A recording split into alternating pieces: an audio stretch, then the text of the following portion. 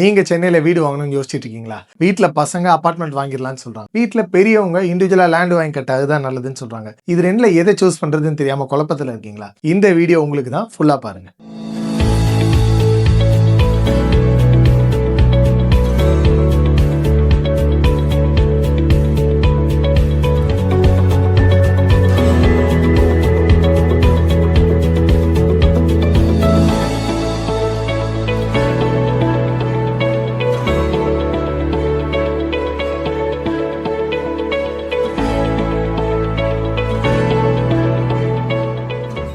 இது ரெண்டுல எது வேணும் சூஸ் பண்றதுக்கு வந்து முதல்ல நீங்க என்ன மாதிரியான ஒரு பர்சன், உங்களுக்கு என்ன ப்ரிஃபரன்ஸ்ன்றதை நீங்க தான் முடிவு பண்ணும். இந்த சத்யராஜ் வடிவேல் காமெடியில் வர மாதிரி நம்மளுக்கு இந்த லேண்டெல்லாம் வாங்கி கட்டி கிட்டி கஷ்டப்படுறதுலாம் பிடிக்காது, ஏற்கனவே ஒருத்தங்க கட்டி வச்சாங்கன்னா ஜம்முன்னு போய் உள்ள உட்காந்துருவேன் அப்படின்ற மாதிரியான ஆள்னா நீங்க அபார்ட்மெண்ட் வாங்கிக்கலாம். So apartment versus individual house, இது ரெண்டுலையுமே இருக்கிற ப்ரோஸ் அண்ட் கான்ஸ் நான் ஒரு 5 ஃபேக்டர்ல வந்து பிரிச்சு சொல்றேன். ஃபர்ஸ்ட் ஃபேக்டர் மணி. நீங்க ஒரு அபார்ட்மெண்ட் வாங்குறீங்கன்னா அதோட கேபிட்டல் காஸ்ட் வந்து லேண்ட் வாங்கி கன்ஸ்ட்ரக்ஷன் பண்றதை விட கம்மியா தான் இருக்கும். இப்போ இது ரெண்டுலையுமே ஈச் 1 crore நீங்க இன்வெஸ்ட் பண்றீங்க அப்படின்னா இதுல அபார்ட்மெண்ட் வந்து டிப்ரிஷியேட் ஆகிற அசெட், அதுவே இண்டிவிஜுவல் லேண்ட் பாத்தீங்கன்னா அப்ரிஷியேட் ஆகிற அசெட். அபார்ட்மெண்ட் அதிகபட்சம் பாத்தீங்கன்னா ஒரு 5-10%, ரொம்ப ரேர் சினாரியோல ஒரு 15% போகும். ஆனா இதுவே நீங்க லேண்ட் வாங்கி கன்ஸ்ட்ரக்ஷன் பண்றீங்கன்னா ரொம்ப ஈஸியா ஒரு 50-100% வந்து 3 to 5 yearsல அந்த லேண்ட் வந்து அப்ரிஷியேட் ஆகிடும், நீங்க கரெக்டான லொகேஷன்ல வாங்கினீங்கன்னா.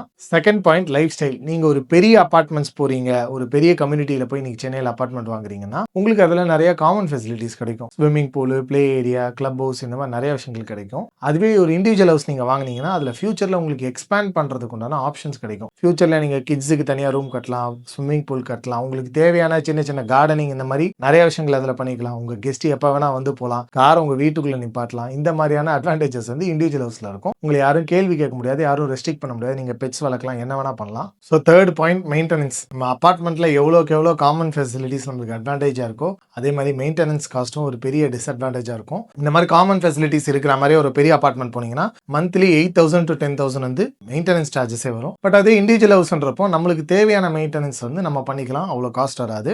Fourth factor, customisation flexibility. So இது அபார்ட்மெண்ட்ல பார்த்தீங்கன்னா நம்மளுக்கு ரொம்ப ரொம்ப கம்மி. ஏன்னா வால் ஷேரிங் இருக்கும், காலம் பீம் எல்லாமே காமனாக இருக்கும், நம்மளால பெருசாக கஸ்டமைசேஷன் பண்ண முடியாது, அதிகபட்சம் இன்டீரியர்ஸ்ல பண்ண முடியும். அதே ஒரு இண்டிவிஜுவல் ஹவுஸ் போயிட்டீங்கன்னா நம்ம லேண்டு வாங்குறதுலேருந்து, டிசைன் பண்ணுறதுலேருந்து, வாஸ்து படி கட்டுறது, படிக்கட்டு, கிச்சனு, சின்ன சின்ன விஷயங்கள், ஒரு டோர் லாக் முதற்கொண்டு நம்மளுக்கு பிடிச்ச மாதிரி பார்த்து பார்த்து பண்ணலாம். ஸோ இந்த ஃபிளெக்சிபிலிட்டி, கஸ்டமைசேஷன் வந்து கண்டிப்பாக வந்து இண்டிவிஜுவல் ஹவுஸ்ல தான் அதிகம். நம்மளுக்கு அதில் நிறைய அட்வான்டேஜஸும் இருக்கு. So last and most important point, freedom. நீங்கள் ஒரு அபார்ட்மெண்ட் வாங்குறீங்கன்னா உங்களுக்கு அதுல யூடிஎஸ் தான் உங்களுக்கு சொந்தம், என்டையர் பில்டிங் உங்களுக்கு சொந்தம் கிடையாது. ஒரு 30 years 40 years கழிச்சுட்டு இடிச்சுட்டு கட்டுறாங்கன்னா அந்த யூடிஎஸ்க்கு என்ன வேல்யூ அதே வேல்யூ தான் உங்களுக்கு வந்து அது மிஞ்சும். பட் அதே ஒரு இண்டிவிஜுவல் ஹவுஸ் வாங்குறீங்கன்னா என்டையர் லேண்டு உங்களுக்கு தான் சொந்தம், வீடு உங்களுக்கு தான் சொந்தம், பூமியிலேருந்து வானம் வரைக்கும் உங்களுக்கு தான் சொந்தம். அதே மாதிரி நீங்க எத்தனை லட்சம் கொடுத்து பார்க்கிங் வாங்கினாலும் சரி, உங்க வீட்டுக்கு எந்த கெஸ்ட் வந்தாலும் பார்க்கிங் பண்ணும்போது கேட்டுக்கு வெளியே விட்டு நடந்தா வரணும். அதே மாதிரி உங்களுக்கு பிடிச்ச பெட்ஸ் வளர்க்கணும், உங்களுக்கு தேவையான மியூசிக் கிளாஸ், இந்த மாதிரி ஏதாவது ரெக்ரியேஷனல் ஹாபிஸ்லாம் இருக்குன்னா அபார்ட்மெண்ட்ல அதெல்லாம் பண்ண முடியாது, அசோசியேஷன்ல பெர்மிஷன் வாங்கணும், அப்படி நிறைய ரெஸ்ட்ரிக்ஷன் இருக்கும். இண்டிவிஜுவல் ஹவுஸ்னா அப்படி கிடையாது. உங்களுக்கு பிடிச்ச பெட்ஸ் வளர்க்கலாம், மியூசிக் கிளாஸா, டான்ஸ் கிளாஸா,